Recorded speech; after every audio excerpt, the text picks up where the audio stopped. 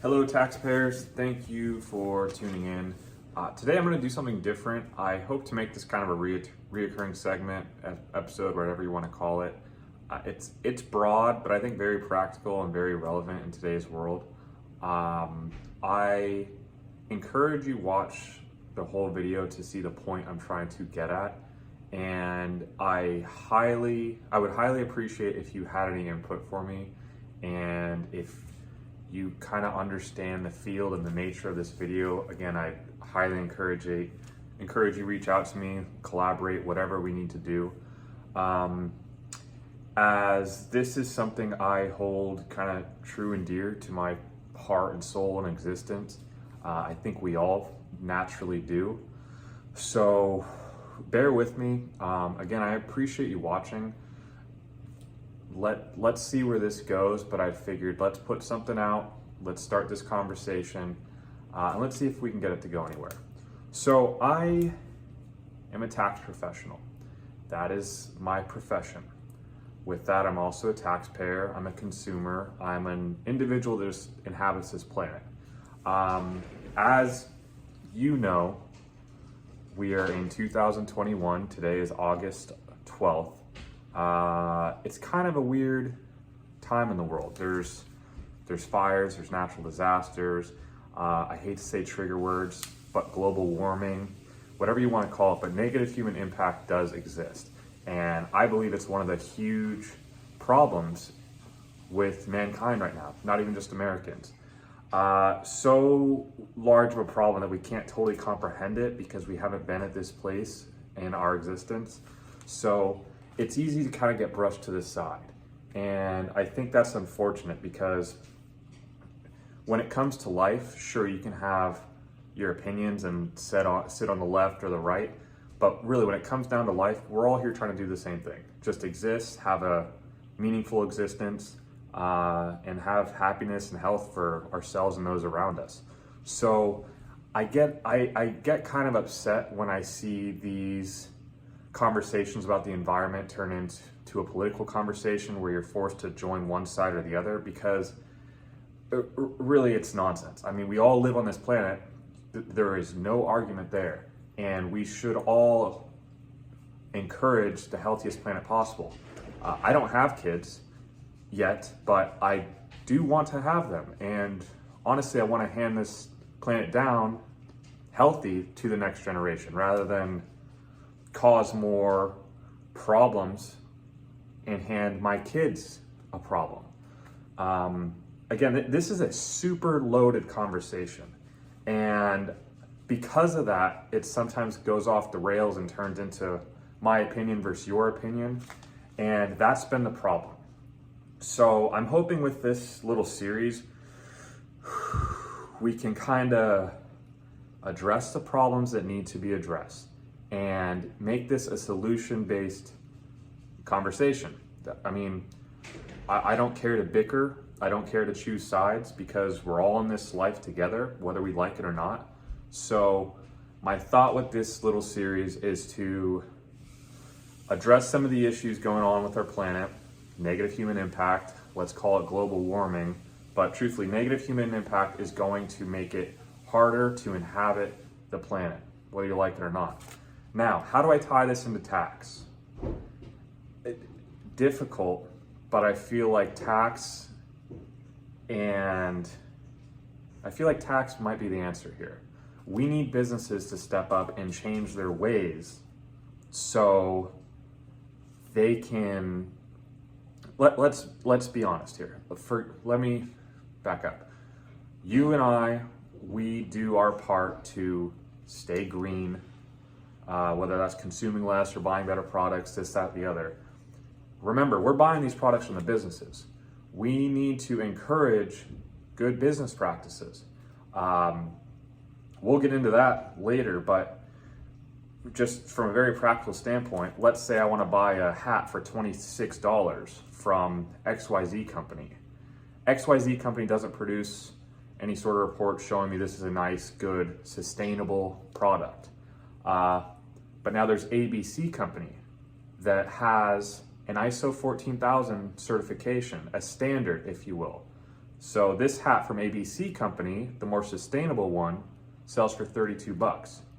Well, as a consumer, I might not want to pay that extra $6 to buy the better hat for the environment, arguably has a better production practice. So it might be harder for me to buy that hat, given, well, A, B, and C hats cost 32 and has more sustainable practices behind it versus XYZ hat sells for $6 less, but I don't truly know how they produce that hat. Now, for me and you, money's tight, I get it. I consume on Amazon, wherever. I buy the cheap goods sometimes because it's cheaper, it's easier to buy. But I think we need to get to a point where there is value in making the purchase with the more sustainable company, the company that's trying harder to keep this planet alive for a longer time, the company that's doing more to help the community and the environment that they operate in, as that's a more sustainable approach. Those products are going to support a longer life on this earth. I know this is loaded, but please bear with me because there is something to this. So I'll dive more into the stakeholder versus shareholder approach. But generally speaking, most companies follow the shareholder approach. Their main goal is to maximize profits. Fine, that's okay. The stakeholder approach is around the corner, it's coming up here, but the stakeholder approach focuses, yes, on the shareholders, those that receive profits from being invested in the company, but they also focus on the community, the environment, and their employees. I think more companies need to adopt this stakeholder approach versus the shareholder approach, which really is just about maximizing profit. There should be value on having a very clean, well-organized company that has just high moral standards. I think there should be value on that. Now, how do we assign value on that? It's going to take a long time. But I think what we can do is provide some tax incentives for businesses to, quote unquote, go green or adopt the stakeholder approach. It's a better way to operate. It's a better option for the planet. It's a better option for us. I would much rather invest in a company that is doing better things for the world than a company that's doing worse things for a world. Going back to the hats, if I want to buy that hat from ABC company and I paid that extra money, I did so because I saw their report each year. I know they paid for the ISO 14000 certification, which ensured sustainable business practices, sustainable manufacturing, versus buying the hat from XYZ company that's dumping oil in the water, hiring children as labor. I'm being extreme here, but I want to relay the point. I'd much rather make the purchase from the company that's doing good versus the company that's doing bad. Now, kind of tying all this together, I think it's important we have tax incentives because the only way these businesses are going to change is if it affects their bottom line. Again, I'm not going to sit here and write a tax law for you, but I'm starting this conversation as maybe we can collaborate a little bit to find a solution for these businesses. You might have watched some of my videos on these tax credits. It's a tax incentive for electric vehicle tax credit, I'm sorry. These are tax incentives for me, for you, to make purchases in electric vehicles, as that's more forward thinking. It's better for the future. Let's not get into the argument of any of that, but the idea is it's a better product. Yes, it's more expensive, so give us the tax credit to make that purchase easier. Now, there are things that already do exist. Solar. There's a solar tax credit available to businesses, which is great. I think it's very helpful to get businesses to pay for solar, get set up with that. But it's just one small piece to the pie. In order to really get traction here, we need more businesses to simply operate in a much better capacity. We need less negative human impact. And the individuals, sure, we have our own small impact on a day-to-day level, whether it's we consume or we have waste with garbage or whatever it is in life. We all have some sort of negative human impact, and that's life. But I think it's really got to start with businesses. Businesses need to lead the way. They need to be leading by example. Government does what they can to support, clean initiatives, but they're not the ones that are able to lead by example. It's these businesses, in my opinion. We can see it already. People are pretty happy about Tesla. I know there's arguments on both sides of Tesla, but for the most part, it's one company that's excited a lot of people about thinking green. It's a forward-thinking company. Instead of consuming fossil fuels forever and ever and ever, like most companies do and already have been on track to do, we have Tesla that's creating solar panels. They are trying to make them very cheap so they can go in everyone's house. They have battery packs to store energy from the sun rather than take energy off the grid that, again, uses fossil fuels in some capacity. It's a forward-thinking company. It's great that we have them, but it's just one company. I know GM and Ford and everyone else, they're doing their part to manufacture electric cars, that's incredible. It's very forward-thinking. The GM Hummer, what a cool car that's coming about that might not have even been on the horizon 10 years ago, but given the fad, given the popularity of Tesla, these car manufacturers do realize, there is something here. And honestly, look at the world at large. I think the Nordic countries are setting a standard where only electric vehicles are permitted to be sold by year 2040. I know the US has talked about 2045, and that's excellent. I hope to see that just go on and on and on. And if you do want a petrol car, that's great too. But we need the norm to be more forward-thinking, more sustainable, as that's what's going to promote a longer inhabitable planet. This is a very opinionated piece, but I think I have a little bit of background, and more than anything, this is a passion of mine. I think we should all be doing a little better to make this world a nice place to live. More importantly, make this world a nice place to live for the next generations to come. But it's got to start somewhere. I know there's a lot of initiatives, politicians that are doing their part. The Green New Deal, that got a ton of heat for some good reasons. That Green New Deal had a lot more than just green initiatives. There's a lot of little things buried in that. I don't want to fuss about that. Why not just address it now? I very much agree with many things coming from the Democratic side, but I very much agree with things coming from the Republican side. And I think that's a pretty normal thing. I think a lot of people have a leg on both, are kind of straddling that line. But for me, the politics thing, I can kind of care less what side you're on.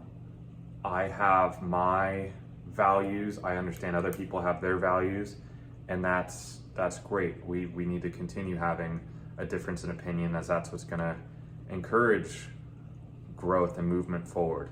But when it comes to these green initiatives, they should not be taboo and thought as liberal or left wing or whatever you want to call it. It's for all of us. We all inhabit this planet. Anything green should not have a negative connotation to it. Sustainable should not have some sort of negative connotation to it. It is forward thinking. This is what's going to allow us to have a longer, better life on this planet. Look at the world at large right now. I'm in California. There's wildfires again that are, as bad as ever. I know there's, terrible floods in China right now where, the train stations are getting flooded. Greece just had their fires. I know there was some terrible landslides in Eastern Europe. Forgive me, I forgot where, but the list goes on, and it's year after year. And we can argue about who's at fault or whatever, but the reality is humans are impacting this world in a way we've never seen before. We have technology to thank for that, so now we can actually identify what's going on. But point being is we need to do more to make this planet more inhabitable, to make it just to encourage. We need to encourage more sustainable practices here, and I really think the best way to do so is give incentive to businesses, give incentives to individuals. There are pieces of that, but again, we just need more. In my opinion, we should have the companies that are providing better practices for the environment, they should pay less in tax than the company that's polluting rivers or polluting rivers, doing anything that's negative for the environment. There's no reason why the company that's trying to work hard at producing a better product that's having less negative impact, there's no reason why that company should have a higher tax liability than there's no reason why they should not see a benefit versus the company that's practicing just terrible practices. I'm getting tripped up in my words because this is large and a difficult conversation. I know there's a lot of resources out there and a lot of individuals and businesses that are doing good to continue this conversation, get this conversation more traction. So if there's any help you can give me as far as guidance, perfecting my words, just an objective per video, I'd appreciate that. But I wanted to kind of start with this, just letting you know what I hope to do with this little blurb that I plan to make regular. I'll continue blurbs about, tax credits, tax savings. I think that's very important. It's applicable to my life. It's applicable to hopefully your life. But I'd like to be a little more big picture too. It's easy to go, all these videos I'm going to give you about tax, there's supporting information on the IRS website. I'm just trying to make it maybe a little easier to understand and easier to access. So I'll be doing that, but this is something that I've wanted to do since graduating college. I went to Humboldt State and there was a stewardship oath we had to take before leaving. Call it hippie, call it green, but I think it was very admirable that my university has something like that. I graduated with an international business degree, and that program had a strong emphasis on sustainability. Again, I think we're getting there. There's more companies that are adopting sustainable business practices, but it's happening. It's not happening at a fast enough rate in my eyes. So, given the fact that I took that oath of stewardship, I thought I needed to start doing something about it. Here's my little video. I want to do more because it's not just not just something I think it's going to get me likes or whatever you want to call it. I really am motivated to do my small part to make this place a better place to live. And I think we should all have that thinking. We should go out of our way to make this a nice place to live. And whatever we have to do to work together, I think we need to start doing. Again, whether we like it or not, we're all in this life together. So let's work together. Let's find some solutions here to end negative human impact, or at least minimize it to a large extent, so we're not dealing with wildfires or 100-degree weather for months and months and months on end. So yeah, that's my motive behind these videos. Let's call this, here's my little thought, what we'll call this. Let's save the planet through tax incentives. There's your video. Thanks again. Once again, let's save the planet through tax incentives. Take very good care. Thank you for watching. Happy Friday the 13th tomorrow. Peace out.